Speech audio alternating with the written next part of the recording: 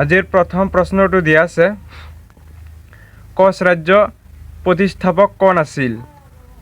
কোচ ৰাজ্যৰ প্ৰতিষ্ঠাপক কোন আছিল ইয়াতে স্পেলিংটো ভুল হৈছে গতিকে অপচন দি আছে চাৰিটা নৰনাৰায়ণ নীলধ্বজ বিশ্বসিংহ চুকাফা গতিকে ইয়াৰ ৰাইট এনসাৰটো হ'ব অপচন নাম্বাৰ এ নৰনাৰায়ণ ৰাইট এনসাৰ নেক্সট প্ৰশ্নটো দি আছে চুতীয়াসকলৰ ৰাজধানী ক'ত আছিল ধুবুৰী চৰাইদেউ শদিয়া যোৰহাট গতিকে ইয়াৰ ৰাইট এনসাৰটো হ'ব অপচন নাম্বাৰ সি শদিয়া চুতীয়াসকলৰ ৰাজধানী আছিলে শদিয়াত সো ফ্ৰেণ্ডসকল কোনোবাই মোক দুই এজনে কমেণ্ট কৰিছিল যে এনসাৰটোৰ অপচন দিব নালাগে ডাইৰেক্ট এনসাৰটো ক'ব লাগে এনসাৰটো ডাইৰেক্ট ক'ব লাগে সো ফ্ৰেণ্ডসকল মই ইয়াতে 20টা কুৱেশ্যন লৈ আহিছোঁ মই যদি ডাইৰেক্ট এনসাৰটো কওঁ তেতিয়াহ'লে 20টা কুৱেশ্যন আলোচনা কৰাতে খুব লাগিলে 4 মিনিট বা 3 মিনিট লাগিব গতিকে 4 মিনিট 3 মিনিটত যদি আপোনালোকে 20টা কুৱেশ্যন পঢ়ে তেতিয়াহ'লে আপোনালোকৰ কি মনত থাকিব তাৰ বাবে অলপ সময় যাক কুৱেশ্যনবোৰ ভালদৰে চাই লোৱা পঢ়ি লোৱা অপচনবোৰো কেতিয়াবা কি হয় অপচন চাই এনসাৰটো কৰিব পৰা যায় এনেকুৱাও হয় তাৰ বাবে মই অপচন হিচাপত কুৱেশ্যনবোৰ লৈ আহিছোঁ তো নেক্সট কুৱেশ্যনলৈ আহিছোঁ নেক্সট কুৱেশ্যনটো দিয়া আছে কিমান চনত কুশল কোঁৱৰক ফাঁচি দিয়া হৈছিল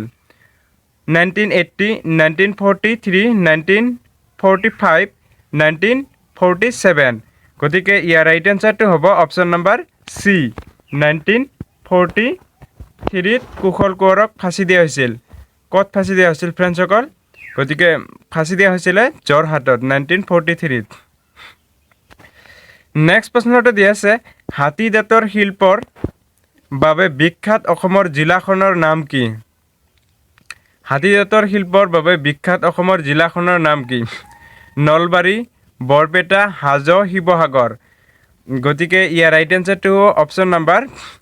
অপচন নাম্বাৰ বি বৰপেটা জিলা সো ফ্ৰেণ্ডসকল মোৰ ঘৰ বৰপেটা জিলাতে হয়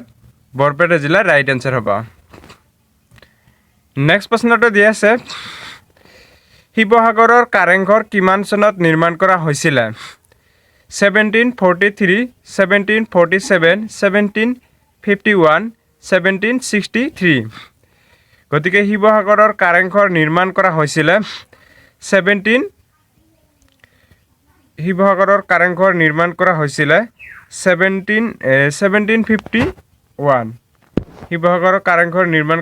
1751ত সি নম্বৰ ৰাইট এনসাৰ নেক্সট প্ৰশ্নটো দিয়া আছে কোনখন গ্ৰন্থৰ বাবে নলিনীবালা দেৱী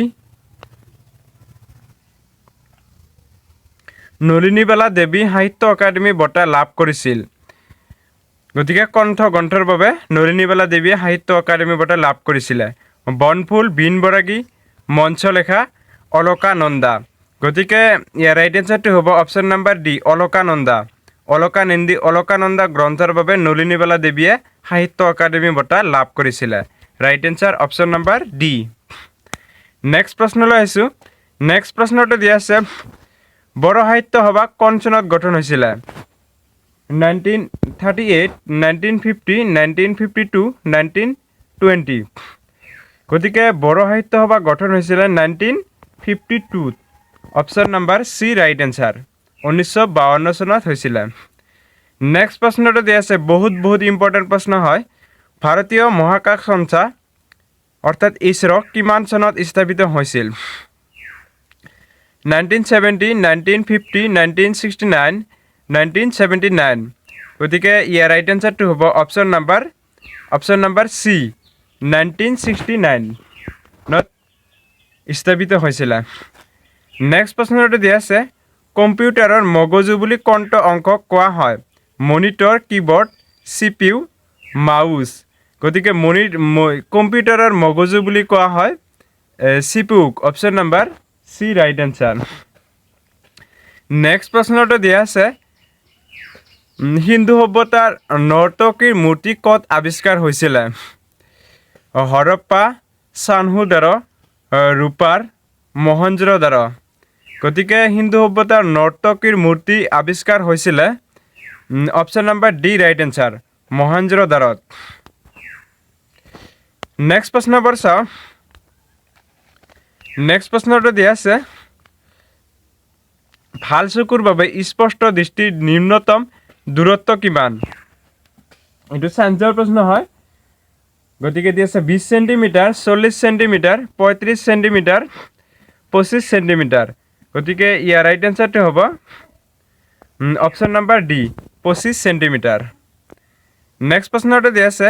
হেলিকপ্টাৰ কোনে আৱিষ্কাৰ কৰিছিল এজে গাৰ্নাৰিন ইটিএন অমিসেন সাৰ ফ্ৰেংক হুইটল ৰিচাৰ্ড ট্ৰেভিথিক গতিকে হেলিকপ্টাৰ আৱিষ্কাৰ কৰিছিলে ETN অমিসেন আবাৰ B right answer next প্ৰশ্নটো দিয়া আছে তলৰ কণ্ঠ উৎসৱ প্ৰতি বছৰৰ 25 ডিসেম্বৰত উদযাপন কৰা হয় 25 ডিসেম্বৰ তাৰিখে কি দিৱস পালন কৰা হয় দীপাৱলী নৱৰাত্ৰি খ্ৰীষ্টমাছ বিজয়া দশমী গতিকে ইয়াৰ ৰাইট আনসাৰটো হ'ব অপশন নাম্বাৰ সি খ্ৰীষ্টমাছ দিৱস 25 ডিসেম্বৰ তাৰিখে পালন কৰা হয় নেক্সট প্ৰশ্নটো দিয়া আছে কোনখন জনপ্ৰিয় বেদ সন্তৰ ৰূপে জনাজাত ইয়াতে ৰূপ দুটা দিয়া আছে এটা কাটা যাব সন্তৰ ৰূপে জনাজাত সৰি ঠিক আছে সন্তৰ ৰূপ মানে কোনখন জনপ্ৰিয় বেদ সন্তৰ ৰূপে জনাজাত এটু কাটা যাব সন্তৰ ৰূপে জনাজাত গতিকে ইয়াৰ ৰাইট আনসাৰটো হ'ব অপশন নাম্বাৰ এ অথৰ্ববেদ ৰাইট আনসাৰ নেক্সট প্ৰশ্নটো দি আছে কটককলি নৃত্য কোন ৰাজ্যৰ লগত জড়িত কৰ্ণাটক ৰাজস্থান গুজৰাট কেৰালা গতিকে ইয়াৰ ৰাইট আনসাৰটো হ'ব option number D right answer Kerala Kathakali নৃত্য কেৰালাৰ নৃত্য হয় option number D right answer next প্ৰশ্নটো দি আছে মাউণ্ট এভাৰেষ্টত আৰোহণ কৰা প্ৰথম মহিলা কোন আছিলে বাসেন্দ্ৰী পাল পাস্কয়ংছন জুনুক তাবেই ভাৰ্জিনিয়া ৱাৰ্ডে গতিকে মাউণ্ট এভাৰেষ্টত আৰোহণ কৰা প্ৰথম মহিলা আছিলে জুনুক তাবেই অপশন নাম্বাৰ সি ৰাইট আনসাৰ নেক্সট প্ৰশ্নটো দি আছে ভাৰতীয় ৰিজাৰ্ভ বেংকৰ প্ৰতীক চিহ্নত থকা জন্তুটোৰ নাম কি সিংহ বাঘ নাহৰ ফুটুকী গতিকে হাতী গতিকে ইয়াৰ ৰাইট আনসাৰটো হ'ব অপশন নাম্বাৰ সি নাহৰ ফুটুকী নেক্সট প্ৰশ্নটো দি আছে কোনটো অনুচ্ছেদে ভাৰতৰ ৰাষ্ট্ৰপতিক ৰাজ্যত ৰাষ্ট্ৰপতি শাসন ঘোষণা কৰাৰ ক্ষমতা প্ৰদান কৰিছে কোনটো অনুচ্ছেদে ভাৰতৰ ৰাষ্ট্ৰপতিক ৰাষ্ট্ৰপতি শাসন ঘোষণা কৰাৰ শাসন ঘোষণা কৰাৰ ক্ষমতা প্ৰদান কৰিছে গতিকে ইয়াৰ ৰাইট আনসাৰটো হ'ব অপশন নাম্বাৰ সি 356 নং অনুচ্ছেদে নেক্সট প্ৰশ্নটো দি আছে কেতিয়া ৰাজ্যসমূহক ভাষাৰ ভিত্তিত গঠন কৰা হয় 1951 1947 1956 1966 গতিকে ৰাজ্যসমূহক ভাষাৰ ভিত্তিত গঠন কৰা হৈছিলে 1956 1956 চনত অপশন নাম্বাৰ সি ৰাইট আনসাৰ নেক্সট প্ৰশ্নটো দি আছে ফ্ৰেণ্ডসকল আজি লাষ্ট প্ৰশ্ন হয় বহুত ইম্পৰ্টেণ্ট প্ৰশ্ন হয় বিদ্যাসাগৰ হেতু কোনখন নদীৰ ওপৰত আছে হুগলী নৰ্মদা গোমতী যমুনা গতিকে ইয়াৰ ৰাইট আনসাৰটো হ'ব অপশন নাম্বাৰ এ হুগলী নদী ৰাইট আনসাৰ বিদ্যাসাগৰ হেতু আছে হুগলী নদীৰ ওচৰত সব ফ্ৰেণ্ডসকল আজিৰ 20টা কোৱেশ্চন শেষ হৈ গ'ল ভিডিঅ'টো চাই কেনে লাগিলে নিশ্চয় কমেণ্ট কৰি জনাব আৰু কিবা ডাউট থাকিলে কমেণ্ট কৰি জনাব